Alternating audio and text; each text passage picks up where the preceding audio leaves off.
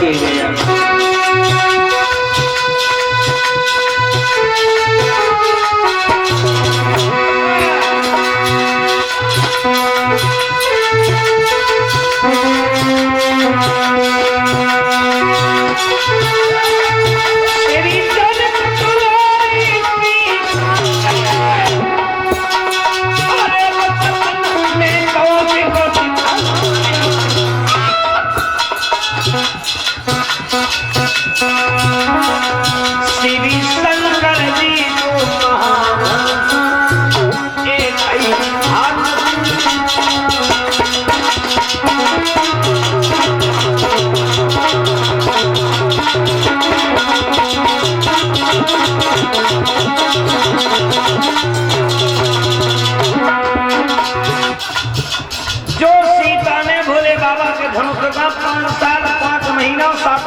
उम्र में उठा लिया। अब जब जनक महाराज ने देखा भाई वाह मेरी बेटी ने बड़ा सुंदर काम कर दिया, इतना बड़ा काम, लेकिन अब हमारी एक शर्त होगी क्या?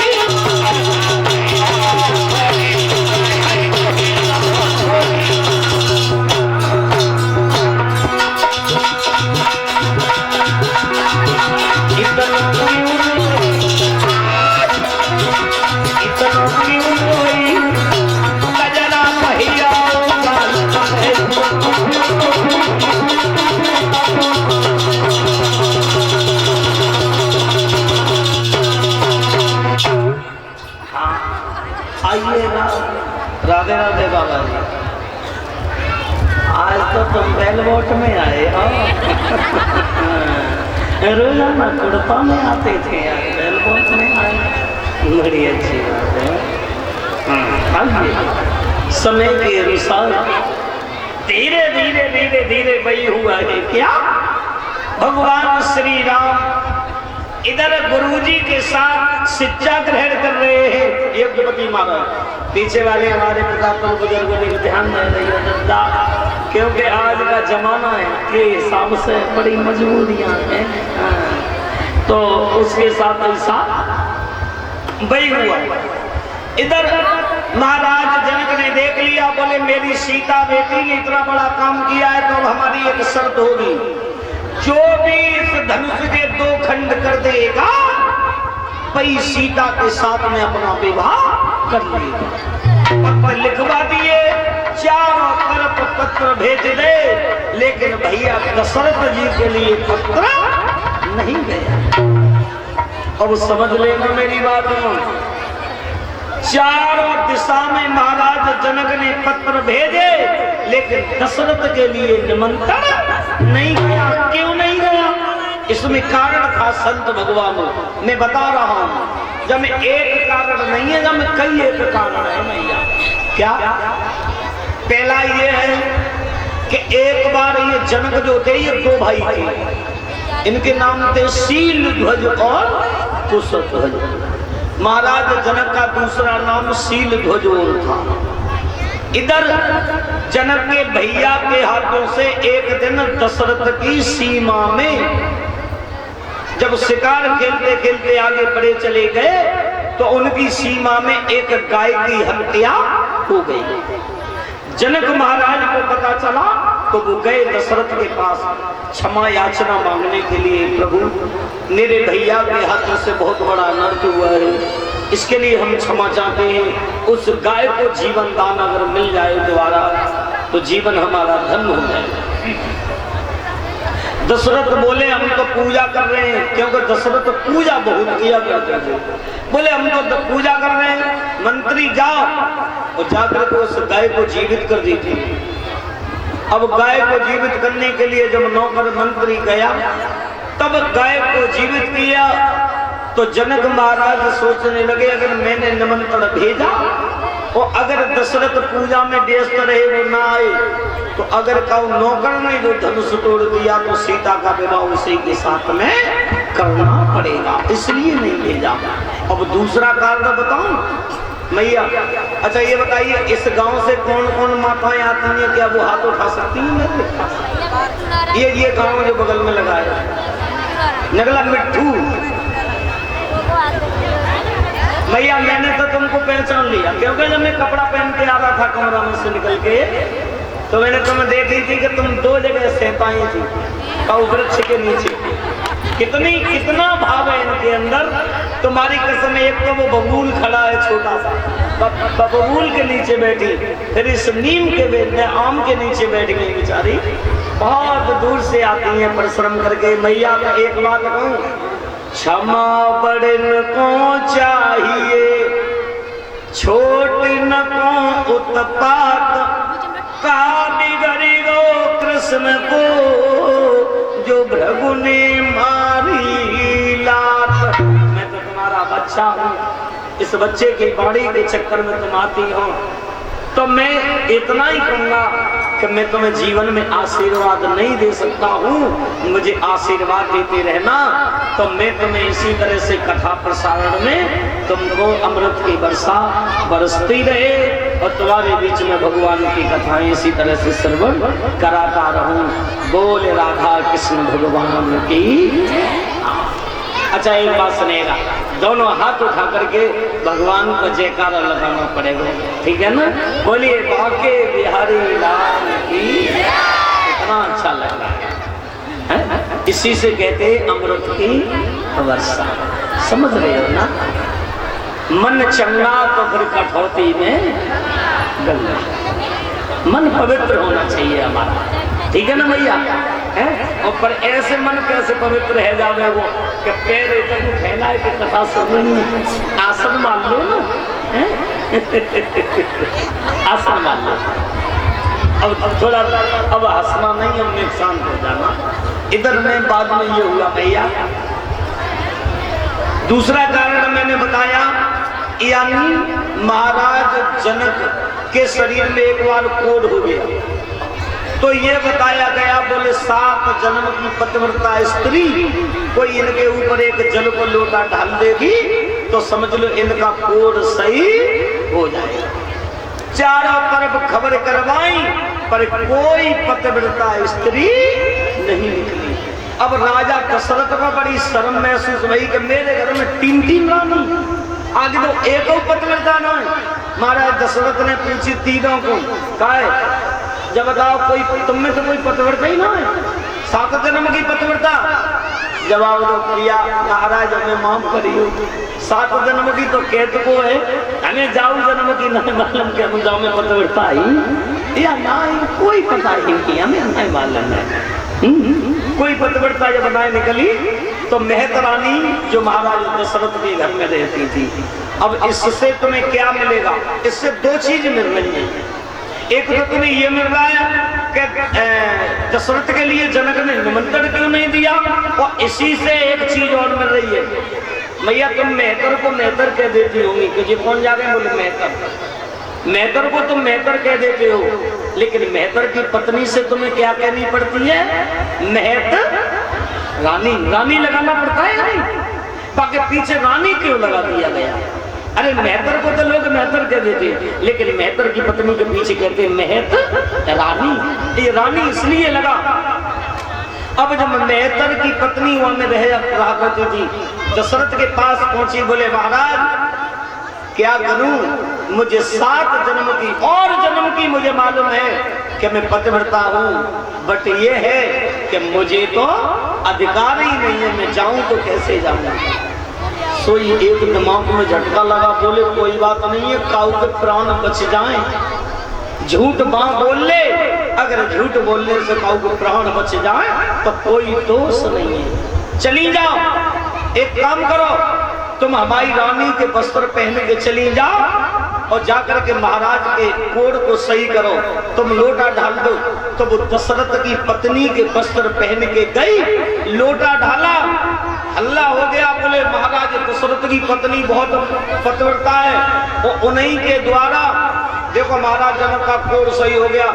बाद में जनक को पता चला कि ये महाराज दशरथ की पत्नी कहाँ थी, ये तो उनके घर पे जो नौकरानी रहती थी मेहतर की पत्नी, एक रूप से वो दशरथ की पत्नी बन के आई और दशरथ की पत्नी के वस्त्र पहन के आई, तो पई लोटा ढाल के गई है। तो उसी समय उसी दिन से एक रूप से इसे रानी का पद प्राप्त हो गया था, उसी दिन से इसे महत रानी लोग कहने लगे, उनका कोड सही हुआ। तब जनक को बाद में पता चलो तो जनक कहने लगे मैंने 2 बार अजमाश करी, और जब उनके यहाँ मेहतर लोग ऐसा काम कर देते हैं, छुप छुप करके ऐसा काम कर देते हैं, और अगर मैंने दशरथ को निमंत्रण दिया और अगर उन्होंने किसी मेहतर को भेज दिया या नौकर को भेज दिया, किसी और को भेज दिया, अदरवाज को भेज दिया, तो अगर मां ने जो धनुष तोड़ दिया तो सीता का विवाह उसी के साथ में करना पड़ेगा। इसलिए उन्होंने जानबूझ के निमंत्रण नहीं दिया, बाद में निमंत्रण दिया था जब शादी का नंबर आ गया था तब। अब देखना, ये निमंत्रण जनक महाराज को भी पता, वो जनक महाराज का निमंत्रण गुरु विश्वामित्र को भी पता चला। गुरु विश्वामित्र बोले बेटा राम चलो, आज हम तुम लोग सब जनकपुर के लिए चलते हैं। जनकपुर क्या है? आज महाराज जनक की बेटी सीता का बहुत बड़ा स्वयंवर हो रहा है। स्वयंवर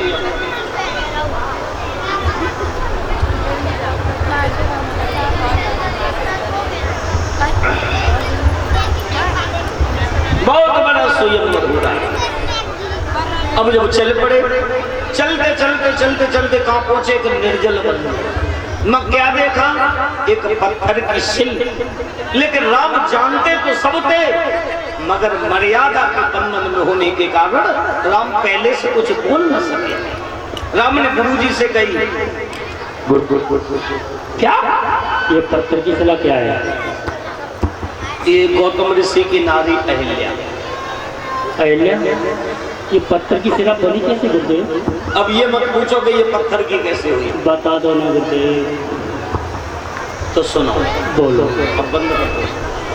सुनो, एक बार इंद्र जो था, इस इंद्र ने अहिल्या को देख लिया, और अहिल्या देखने में इतनी सुंदर थी और इंद्र की आदत इतनी बुरी थी कि उस सुंदर स्त्री को देख लेता था तो वो देखते ही देखते पागल हो जाता था। और बातों बिल्कुल सही है। पराई स्त्री अगर तुम्हें देख करके हंस रही है तो समझ लो कि वो मौत की घंटी पहले बजा करके संकेत कर रही है ना? क्योंकि तुमने देखा होगा रेलगाड़ी निकल के जाती है तुम्हारे यहाँ पे लगभग 25 मिनट में या 30 मिनट में गाड़ी होगी, 20-25 मिनट में गाड़ी होगी।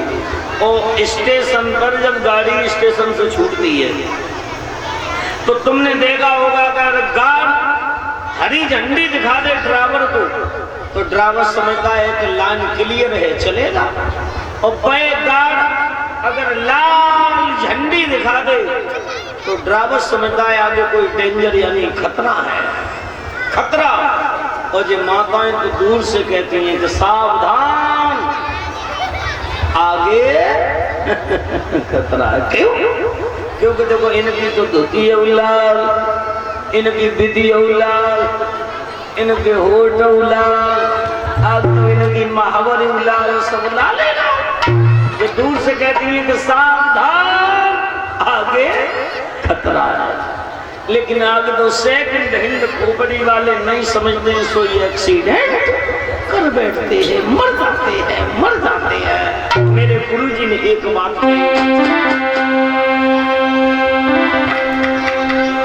छोटी पूरी कामिनी सबई विषकी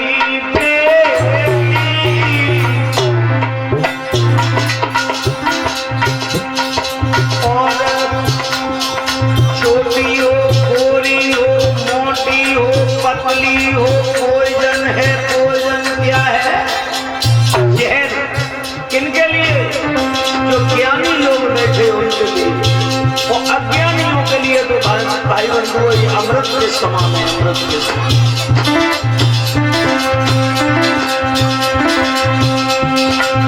छोटी पूरी कामिनी सबई विषकी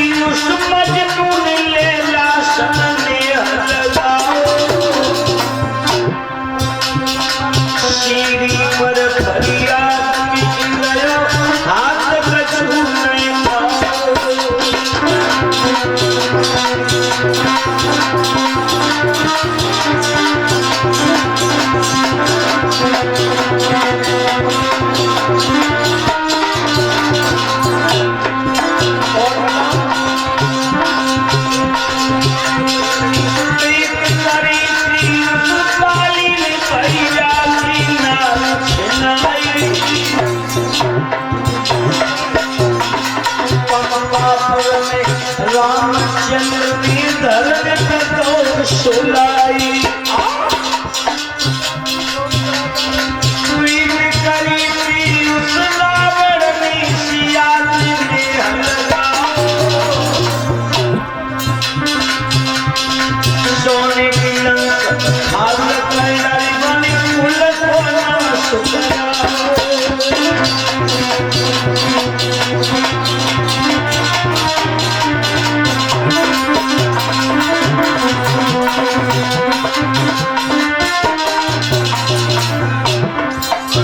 एक बात और बताओ, तुम्हारे यहाँ से नहर की दूरी 10 किलोमीटर की होगी लगभग?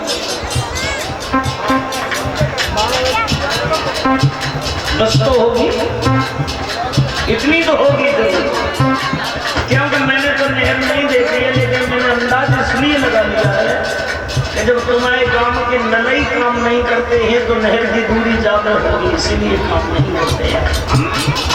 तो 10 किलोमीटर की दूरी नहीं।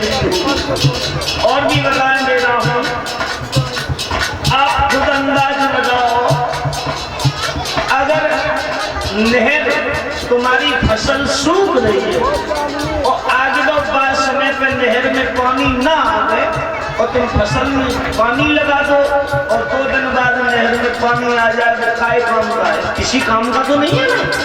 इसीलिए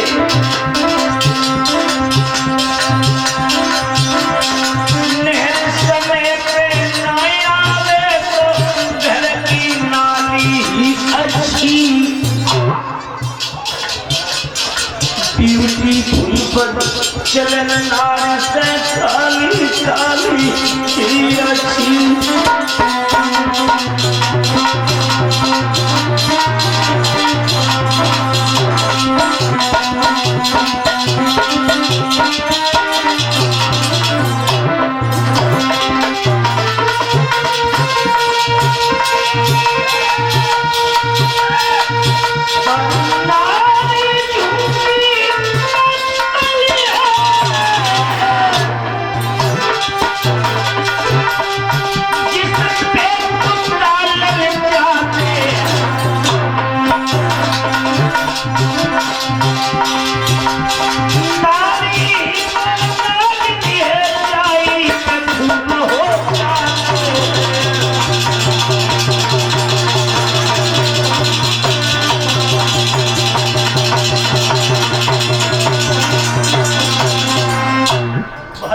वो इधर बेटा राम ये इंद्र जो था वो चंद्रमा के पास में पहुंच गया।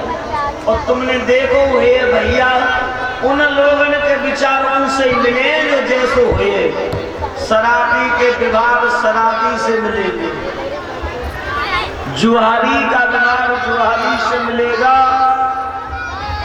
भले आदमी का विवाह भले आदमी से ही मिलेगा। और तो फिर छोड़ो, यहाँ तक है माता, मेरा मतलब है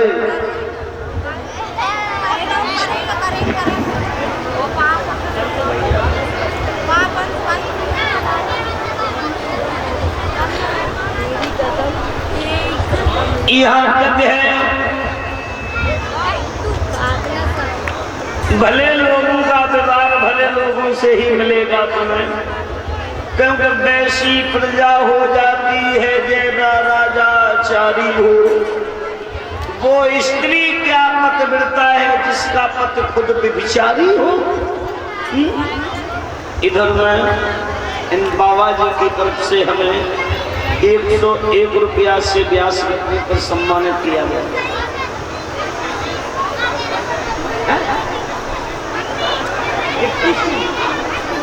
श्री डिप्टी सिंह जो पूर्व प्रधान जी, हमारे श्री डिप्टी सिंह पूर्व प्रधान जी, इसी गांव नरेनी से ये हमारे पिता कुल बुजुर्ग हमें जो इस व्यास गद्दी पर यानी 101 रुपया से सम्मानित करके गए। इन बुजुर्गों का आशीर्वाद चाहता हूँ और यज्ञपति परिषद महाराज का भी विशेष सम्मान करके गए।